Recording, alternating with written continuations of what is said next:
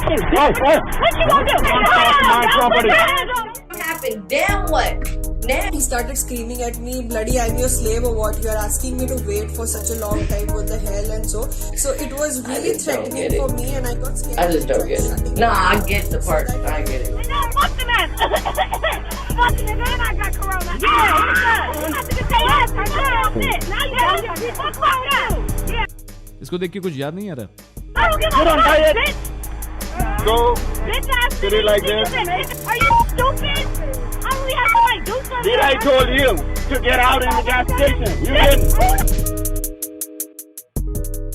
दो वारदातें हैं, एक अमेरिका में एक उबर ड्राइवर के साथ और एक भारत में एक जोमेटो डिलीवरी बॉय के साथ। दोनों में बहुत सारी सिमिलैरिटीज हैं, पर नतीजा रिजल्ट जो है बहुत डिफरेंट है। ऐसा क्यों? क्या ये रिजल्ट ठीक है? उबर इंसिडेंट इतना सिमिलर क्यों है जोमेटो केस से, और क्या ऐसा हुआ उबर इंसिडेंट के बाद जो जोमेटो इंसिडेंट में नहीं हुआ? मैं हूं आकाश, आप देख रहे हैं पीबॉय। चलिए इस बारे में चर्चा करते हैं। तो गाइस, हाल ही में 9 मार्च को जोमेटो डिलीवरी बॉय कंट्रोवर्सी आपने देखी होगी। इस चैनल पे हमने पूरी सीरीज को डीकोड किया, एनालाइज किया। पर उसी टाइम दुनिया के दूसरे कोने में अराउंड 7 मार्च एक बहुत ही मिलता जुलता हादसा हुआ। यह हादसा यूएसए के एक स्टेट कैलिफोर्निया की एक सिटी सैन फ्रांसिस्को में हुआ। यह हादसा बहुत सिमिलर था जोमेटो केस से। तो चलिए पहले बात करते हैं कि इंसिडेंट था क्या, और उसके बाद बात करते हैं क्या सिमिलैरिटीज हैं और क्या डिफरेंसेस हैं दोनों हादसों में। इस इंसिडेंट कुछ ऐसा था कि सैन फ्रांसिस्को में अराउंड 12:30 दिन के 3 पैसेंजर्स ने एक उबर कार बोर्ड करी। उनमें से एक ने मास्क नहीं पहना हुआ था, तो उबर जो ड्राइवर है उन्होंने बोला कि आप मास्क पहन लीजिए। तो उन्होंने पूछा कि आपके पास क्या स्पेयर मास्क है, जो उनके पास नहीं था।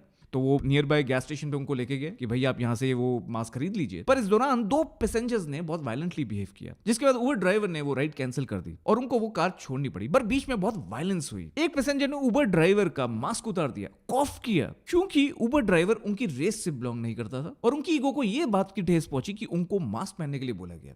तो उन्होंने उसका फोन स्नैच भी करने की कोशिश करी और बहुत बदतमीजी करी, बहुत वायलेंटली बिहेव किया। तो जहां एसॉल्ट किया वहीं रॉबरी की कोशिश भी करी और उनका मास्क भी उन्होंने फेंका। इनफैक्ट वो टूट भी गया। जो जोमेटो केस है और जो उबर इंसिडेंट है उनमें बहुत सारी सिमिलैरिटीज हैं। अब मैं बताता हूं कैसे। दोनों केसेस में जो लड़कियां थी, जो कस्टमर थी, वो इंस्टाग्राम पे इन्फ्लुएंसर थी, सोशल मीडिया पे। it's not okay. This man legitimately tried to kick us out. He started screaming at me, bloody I'm your slave or what, you are asking me to wait for such a long time, what the hell. I just don't get it. दोनों incident social media पे बहुत viral हुए around same dates, एक 7 मार्च और दूसरा 9 मार्च। दोनों cases पे public ने जम के रिएक्ट किया। दोनों केसेस में अब्यूज किए गए। जहां हितेशा ने अब्यूज किया, जैसा कामराज ने बताया, वहीं आरना किमाई ने भी शुभाकर खड़का को अब्यूज किया। She started using abusing words. And she started cursing me. In fact Shubhakar Khadka ने यह भी बोला कि जैसे उन्होंने मुंह खोला, उनके जो अब्यूज थे वो रेशियल स्लर में तब्दील हो गए। दोनों केसेस में जो लड़कियां हैं, कहीं ना कहीं अपनी ईगो सेटिस्फाई करने के चक्कर में, फ्रस्ट्रेशन में आके उन्होंने ऐसा बिहेव किया, ऐसा लगता है। क्योंकि जहां उबर ड्राइवर खड़का ने बस एक मास्क पहनने की बात करी थी, जिसको ईगो पे ले लिया आरना ने, They were enjoying bullying me. वहीं हितेशा को कामराज ने बस ये बोला था कि या तो आप कैश दीजिए या ये खाना मुझे वापस दे दीजिए। तो दोनों ने सही काम किया, एक प्योर प्रोफेशनल की तरह काम किया, पर अपने कस्टमर के साथ असर्टिव रहे, जो कि नॉर्मली कस्टमर्स को भाता नहीं है कि आपका जो सर्विस प्रोफेशनल है वो आपसे असर्टिव ढंग से बात करे। पर वो अपनी दोनों जॉब कर रहे थे। जहां खड़का ने वो राइड कैंसिल कर दी और वो चीज बर्दाश्त नहीं हुई आरना को। Anything I said or anything I did, I was just giving them another reason.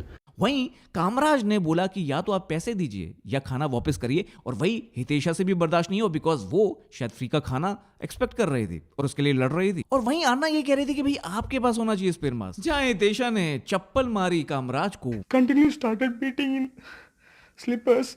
वहीं आरना की मई ने पेपर स्प्रे मारा शुभाकर खड़का को। दोनों ही केसेस में वारदात के बाद जो लड़कियां हैं उन्होंने इंस्टाग्राम पे एक पोस्ट डाला अपना क्लैरिफिकेशन देने के लिए, अपना स्टैंड लेने के लिए, अपने को डिफेंड करने के लिए।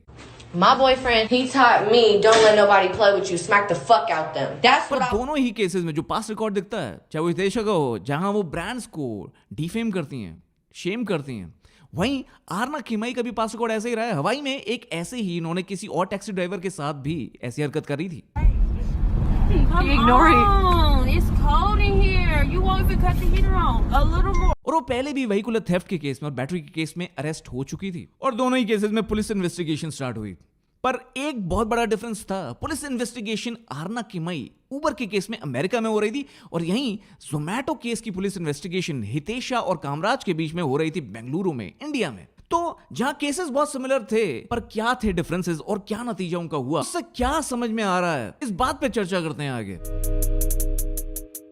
उबर केस में शुभाकर को सस्पेंड नहीं किया गया, निकाला नहीं गया नौकरी से। इनफैक्ट शुभाकर ने थोड़ा ब्रेक लिया 1 महीने का। पर वहीं जोमैटो ने कामराज को सस्पेंड कर दिया। यहां जैसे ही हितेश ने एफआईआर दर्ज करवाई, वहीं कामराज को अरेस्ट कर लिया गया और उसके बाद उनको बेल पे छूटना पड़ा। वहीं बिल्कुल अलग हुआ आरना किमई के साथ, उनको अरेस्ट कर लिया गया, उनको इनफैक्ट $75,000 देकर छूटना पड़ा। यहां शुभाकर खड़का के लिए अराउंड $105K इकट्ठे किए गए गोफंडमी अकाउंट से, जो कि करीबन 77 लाख होता है। और वहीं यहां हितेशा ब्यूटी इन्फ्लुएंसर के 77,000 फॉलोअर बढ़ गए। कामराज की जॉब की बात तो छोड़िए। इनफैक्ट उबर इंसिडेंट में द मास्कलेस राइडर आरना किमई को 16 साल की जेल हो गई और उसके बाद अराउंड $75,000 देके वो छूटी और अब दुबई में घूम रही हैं। और वहीं हितेशा महाराष्ट्र और बेंगलुरु के बीच में घूम रही हैं, उनको पकड़ नहीं पा रही है पुलिस। जहां आरना किमई को अपने आप को सरेंडर करना पड़ा, वहां हितेशा अवॉइड कर रही है पुलिस को and police is okay with that. Questioning के लिए भी नहीं आई है and police is somehow okay with that. But ये सब का एक बहुत बड़ा कारण है जरूर, जो उबर इंसिडेंट था वहां डैश कैम से सब कुछ रिकॉर्ड हो गया, तो सारा इंसिडेंट रिकॉर्डेड था, सारी चीजें साफ थी, क्लियर दिख रही थी। जो असॉल्ट किया, जो वायलेंट बिहेवियर किया आरना किमई और उनकी साथी ने, वो दिख रहा था कैमरे में। यहां कुछ दिख नहीं रहा था, बस स्टेटमेंट सीन दोनों की, और उनको बस एनालाइज करा जा सकता था। पर कुछ चीजें जरूर सामने आई, जैसा मैंने जोमैटो केस के लास्ट वीडियो में बताया था कि पुलिस ऑफिशियल ने कहा है कि हॉस्पिटल की रिपोर्ट के हिसाब से पंच नहीं मारा गया, तो डेफिनेटली मतलब हितेशा ने झूठ बोला था, पर उसके खिलाफ कोई भी एक्शन नहीं हुआ। इनफैक्ट आरना किमई को उबर ने बैन कर दिया, बीइंग अ कस्टमर ऑल्सो उन्होंने बैन कर दिया। पर जोमैटो ने अपनी इज्जत बचाने के लिए कहीं ना कहीं बहुत डिफेंसिव एक्ट किया। उन्होंने हितेशा के सारे खर्चे भी संभाले और कोई कड़ा कदम भी नहीं उठाया। इनफैक्ट वहां जो उबर की कंपेटिटर हैं, जब आरना किमई ने इंस्टाग्राम की लाइव में आकर बोला कि अब तो मैं लिफ्ट यूज करूंगी, जो एक कंपेटिटर है उबर का, तो लिफ्ट ने भी उनको बैन कर दिया व्हेन दे फाउंड आउट कि कैसे उबर ड्राइवर के साथ गलत हुआ। पर यहां स्विगी या और कोई भी कंपेटिटर ने कोई ऐसी बात भी नहीं की, कोई इन्वॉल्व तक नहीं हुआ। तो जहां डैश कैम ने अमेरिका में, सैन फ्रांसिस्को में इस केस में बहुत हेल्प करी, पर यहां पुलिस इन्वेस्टिगेशन ड्रॉप हो गई। ये किस हद तक सही है, ये मुझे नहीं समझ में आ रहा। क्या पुलिस इन्वेस्टिगेशन ड्रॉप होनी चाहिए थी? क्या हितेशा जब नहीं आई क्वेश्चनिंग के लिए तो कुछ और नहीं होना चाहिए था? क्या कोई भी पनिशमेंट नहीं बनती? क्या कोई भी रिजल्ट नहीं है इस इन्वेस्टिगेशन का? कब तक हम ऐसे केसेस में पुलिस इन्वेस्टिगेशन की वेट करते रहेंगे? एक केस में ऑलरेडी वेट करें 1 साल से, क्या एक और केस में ऐसा ही होगा? क्या ये सारे केसेस, या छोटा या बड़ा, क्या पुलिस इन्वेस्टिगेशन हमेशा चलती रहेगी? क्या जो पब्लिक है जब वो सवाल पूछते हैं तो उनको कोई आंसर नहीं मिलेगा and will everybody B okay about it? फिर कह दिया जाता है कि भाई ये तो वीडियोस बनाने वाली कंट्रोवर्सी है। नहीं, ये वीडियोस बनाने वाली कंट्रोवर्सीज नहीं होती, इनमें रिजल्ट चाहिए होता है, इनमें पुलिस इन्वेस्टिगेशन का रिजल्ट चाहिए होता है और मैं मांगता हूं रिजल्ट। अगर यही कामराज वाला इंसिडेंट, यही जोमैटो वाला इंसिडेंट अगर यूएस में होता तो यही होता। क्या अगर आरना क्वेश्चनिंग को अवॉइड करती तो क्या ये ड्रॉप हो जाती इन्वेस्टिगेशन, या उनको ढूंढ के लेके आया जाता क्वेश्चनिंग के लिए? और अगर वो झूठ बोल रही थी, वो मुक्का मारा, तो उसकी कोई पनिशमेंट नहीं मिलती क्या उनको? क्या वहां जोमैटो और उनका कोई भी कंपेटिटर कोई कड़ा रुख नहीं अपनाता? यहां कामराज की एफआईआर करना एक बहुत बड़ी बात बन गई। वहां लोगों ने 77 लाख रुपए जमा कर दिए शुभाकर के लिए। तो क्या कहते हैं आप इस बारे में? क्या सोच रहे हैं आप इस बारे में? जरूर बताइएगा, आपके कमेंट्स पढ़ने हैं मुझे, मैं आपके कमेंट्स की वेट करूंगा।